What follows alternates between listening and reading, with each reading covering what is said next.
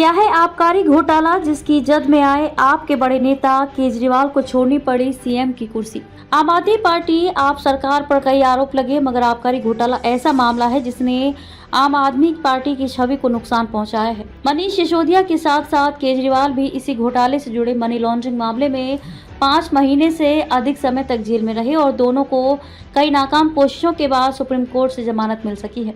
उस पर भी कोर्ट ने प्रतिबंध लगाए हैं। क्या है आबकारी घोटाला, आइए डालते हैं इस पर एक नजर। बात मार्च 2021 की है, जब दिल्ली सरकार ने नई आबकारी नीति लागू की। सरकार ने इस नीति से राजस्व बढ़ने का दावा किया था। नीति लागू कर दी गई। दिल्ली वालों को सस्ते में शराब मिल रही थी। उस साल मार्च आते आते आधे दाम पर भी लोगों को शराब मिली थी। इस नीति में एक नया प्रयोग ये किया गया था कि शराब बेचने का काम निजी कंपनियों को सौंपा गया था। यही वह मुद्दा था जो आने वाले दिनों में केजरीवाल ही नहीं पूरी आम आदमी पार्टी के लिए परेशानी बना।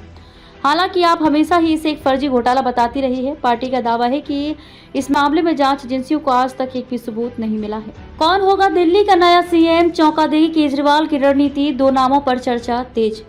जेल से ही इस्तीफा देने वाले थे केजरीवाल, लेकिन क्यों रुक गए, सीएम ने खुद बताई वजह। एलजी ने की थी मामले में सीबीआई जांच की सिफारिश। एलजी वीके सक्सेना को मिली शिकायतों पर उस समय के मुख्य सचिव नरेश कुमार ने मामले की जांच की। उन्होंने एलजी को सौंपी रिपोर्ट में इससे बड़े घोटाले की बात कही और यहीं से ये मामला बढ़ता चला गया।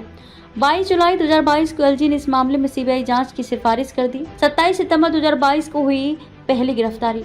सीबीआई ने प्राथमिकी कर जांच शुरू की और केजरीवाल के करीबी माने जाने वाले मीडिया प्रभारी विजय नायर को 27 सितंबर 2022 को गिरफ्तार कर लिया। ये मामले में पहली गिरफ्तारी थी। इसके बाद कई शराब कारोबारी गिरफ्तार हुए। 26 फरवरी 2023 को सीबीआई ने उप मुख्यमंत्री मनीष सिसोदिया को 9 घंटे की लंबी पूछताछ के बाद गिरफ्तार कर लिया। इसके बाद ईडी ने 4 अक्टूबर 2023 को संजय सिंह को लंबी पूछताछ के बाद उनके आवास से गिरफ्तार कर लिया। ईडी ने इस साल 21 मार्च को आप और दिल्ली सरकार के ऊपरी पायदान पर विराजमान अरविंद केजरीवाल को भी गिरफ्तार कर लिया। आप सरकार पर लगे घोटालों के आरोपों की याद दिलाएगी भाजपा। आबकारी घोटाले में जेल से बाहर आने के अचानक 2 दिन बाद इस्तीफा देने की घोषणा के बाद भाजपा ने भी पटाक्षेप की तैयारी कर ली है।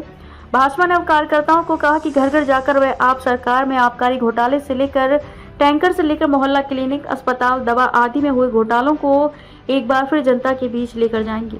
भाजपा ने अपने कार्यकर्ताओं को कहा कि जनता में क्षेत्रीय समस्याओं का समाधान न होना और आप सरकार में घोटाले होने से जनता परेशान है। ऐसे में जनता को आप सरकार के घोटालों को पुनः याद दिलाएं और जनता को जागरूक करें। हम हर चुनाव के लिए तैयार, वीरेंद्र सचदेवा। दिल्ली भाजपा अध्यक्ष वीरेंद्र सचदेवा ने कहा कि भाजपा 24 घंटे में 7 दिन काम करने वाली पार्टी है। हम हर चुनाव के लिए तैयार रहते हैं। हमारी हर विधानसभा में प्रत्याशी भी तैयार है। जब भी चुनाव होंगे भाजपा चुनाव जीत कर सरकार बनाएगी। उन्होंने एक कार्यकर्ताओं की बैठक में आह्वान किया कि अरविंद केजरीवाल हों, मनीष सिसोदिया, ये पूरी आम आदमी पार्टी ये भ्रष्टाचार छुपाने के मास्टर हैं।